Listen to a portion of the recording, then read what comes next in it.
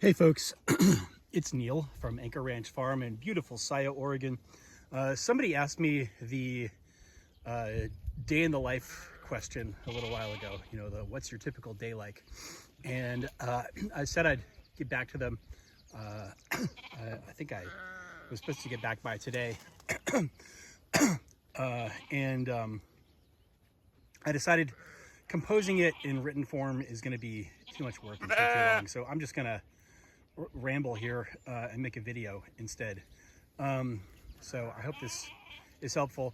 The first answer, so typical day in the life of a regenerative agriculture mixed species livestock farmer. If you don't follow the channel, if you're not a customer, we're in the Willamette Valley of Oregon.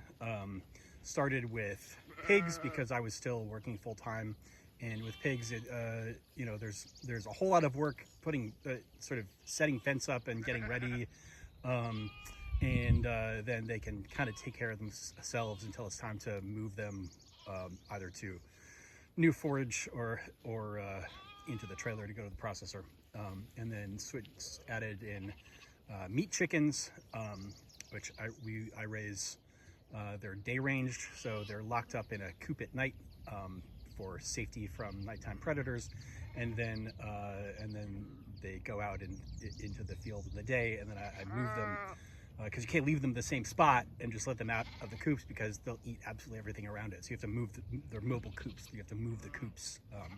That's why most chicken that's sold as free range isn't what you think of as free range, because if you free range chickens and you don't move the coop, if they're just in some giant barn, there's nothing, it's a moonscape. There's no vegetable matter left around where they are. And then after I went full-time, after I went full-time on the farm, we got the sheep.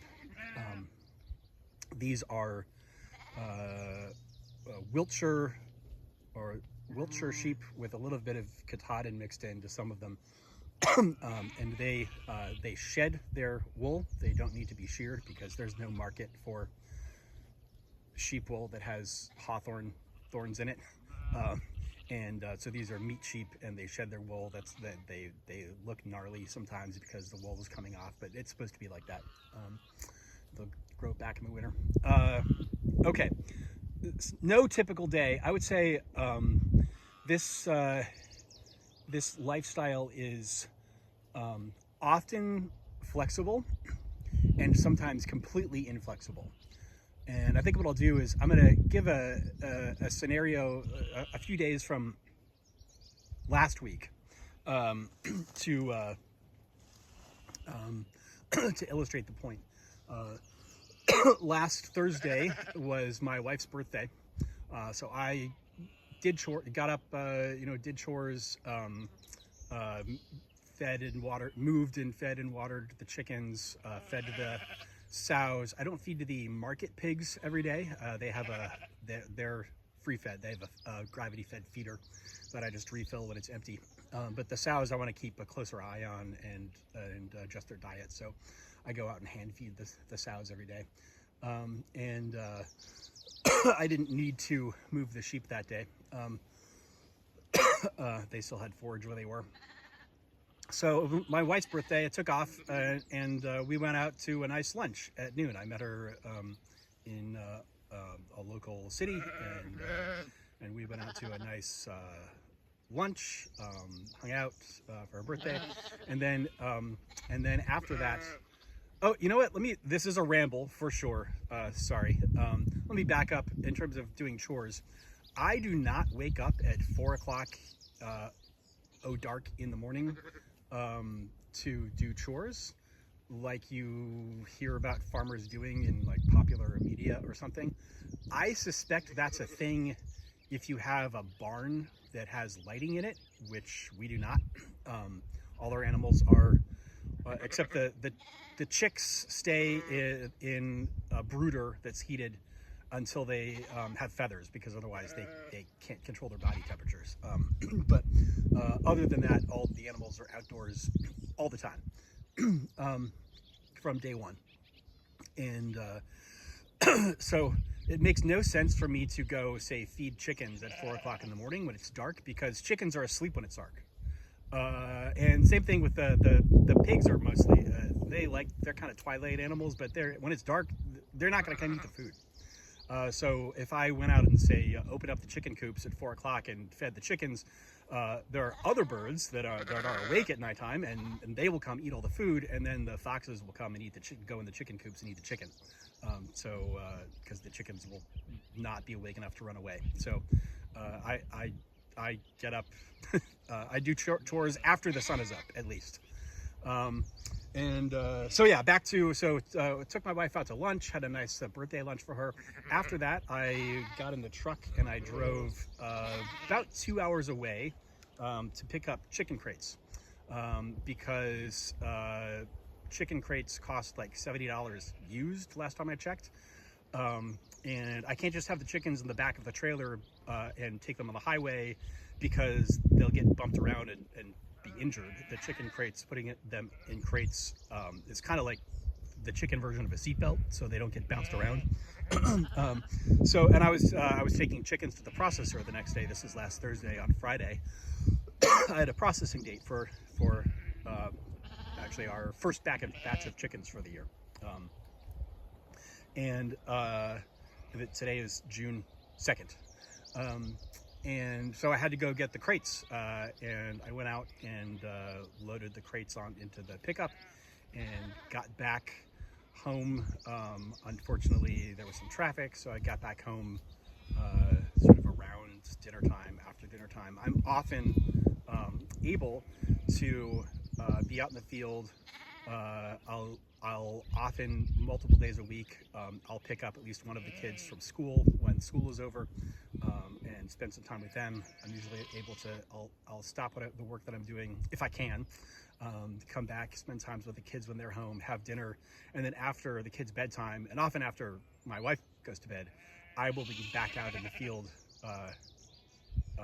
working after dark with a headlamp, to get more work done. That's often the time that I'll do things like set up mobile electric fence to move the sheep the next morning.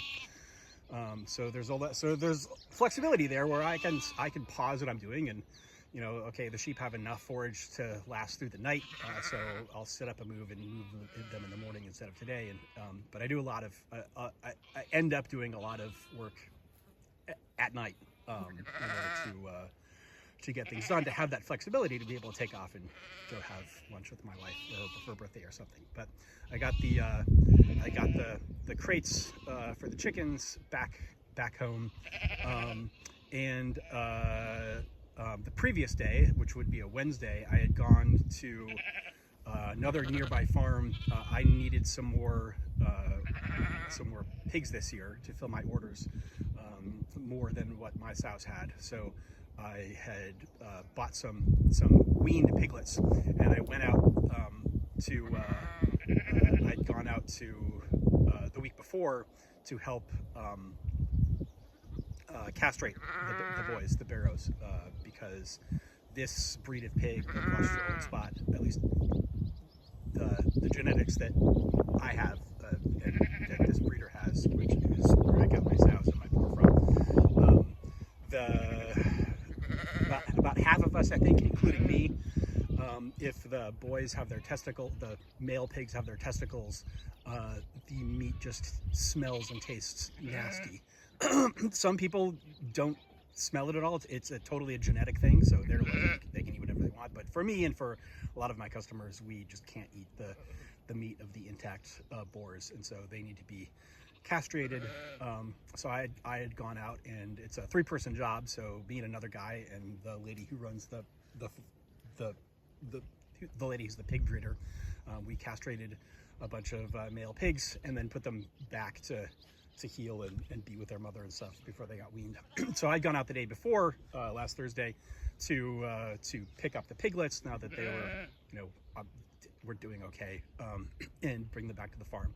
So I come back, and before I've got the crates, before I go inside, I've got to go out and check on these baby pigs and where they are out near the woods, because I run pigs sort of along the edges of some of the forest we have on the farm as a way to mitigate wildfire danger. The pigs will root up and eat up all the brush and stuff, or at least enough of the brush that it's not a fire hazard. So I did that, hung out with the kids for a bit, with my wife for a bit, and then I needed to load the chickens into the crates. Now, like I said, chickens basically are asleep at night. They're diurnal. They're active in the daytime. So I found that the best time to work with chickens is when it's completely dark, because then they kind of just, especially if you use a red headlamp instead of a regular white one. Sorry, allergies. I'm allergic to grass, which is why I have animals that eat grass, among other things. So I find the best time to load the chickens in crates to go to the processor is when they're asleep. So I waited this time of year, that's like 9:30. I went out to the field, loaded the chickens in the crates, put the crates in the trailer, hooked the trailer up to the truck. By this time, it's like 12:30, 1 o'clock in the morning. I had a 8 a.m. Processing, so I need to get there at like 7:30. So I got up, and fortunately it was light out enough that I could feed and let out the other chickens and do chores early in the morning, like 5:30, and left at 6 so that I could get to the processor on time. Now that was a Friday. That Friday, my son had a big end of year presentation at school that he's been working on for like months. And parents were invited. It was a big deal. Unfortunately, the school calendar, I found out about this presentation like a few months ago. My processing dates have to be set often a year in advance because of the shortage of small scale processing we have here in Oregon. And here in Oregon, we have it good. Other states might not have any small scale processing. So the fact that I have to drive 2 hours to get to my chicken processor, a lot of small farmers will be like, wow, that's it? You're really lucky. So yeah, there was no, and my chicken processor is maxed out. They process the legal, the government mandated limit of chickens at their facility. So that's the date. I have to take the chickens that day. There's no other option. I can't wait. It has to be. So unfortunately, I had to miss my son's, that's the inflexibility. I had to miss my son's big presentation at school because gotta get the chickens to the processor. And that's like I get back at like 2 o'clock, 3 o'clock in the afternoon, basically when school's done. So that's sort of I think a snapshot of how it works. Today I moved the sheep from our south field, headed over into the north field that hasn't been grazed yet since February. I think was the last time they were in there. So there's a lot of good forage in there. It's time to get them over there. There's still forage left in the south field, but I'll sort of save that and bake it for later in the summer. This morning, so it's a Monday, this morning was donuts with Dad at the kids' school. So I was able to do chores in the morning, leave, take off, go to the school, have a donut with my kids, and see some of the work they've been doing. And now I'm back here doing work. I will, after I finish this sheep move, I've got to bring them water, and check on the pigs one more time, because they're still recently weaned. The piglets, they're still recently weaned. I'm basically going out multiple times a day and making sure that they're doing okay. They've got enough food, that they're not getting too cold at night. They are in a shelter, but it's outdoors, and also making sure that we have. I haven't seen any. Nobody's seen any mountain lions around for a while, but we have coyotes around. We have gray foxes, which could attack a small piglet. We see gray foxes in the backyard, actually, every day. So I gotta check on the little piglets, make sure they're okay. And then after that, I will make dinner because my wife is busy today, and spend some time with the kids reading books or whatever when they get home. And then again tonight, I've got another batch of chicks in the brooder that is fully feathered and ready to go out to the field. So again, after dark, so probably like 9:30 or so, I will be back out, taking those chicks out of the brooder and moving them out to the coops in the field, setting that up so that they can spend the rest of their night and then their first day outdoors in the field instead of the brooder. And that'll be another working from 9:30 to probably midnight or 12:30 or something, to get that done. Yeah, but it's nice. I was able to take off in the morning to go to my kid's school this time, sort of be flexible in when I do that work. But sometimes, like when there's a processing day, or if I've pushed it too far and I don't want the sheep to eat down all the grass in their rotation. With regenerative grazing, rotational grazing, you want to leave some of the grass at a decent height so that it has the energy to grow back. So I might say like, hey, I've got to skip dinner today with the family because I've just got to get the sheep moved, because otherwise we're going to be damaging the pasture. Flexible a lot of the time. It's very nice, but sometimes, and a lot of people have jobs like this.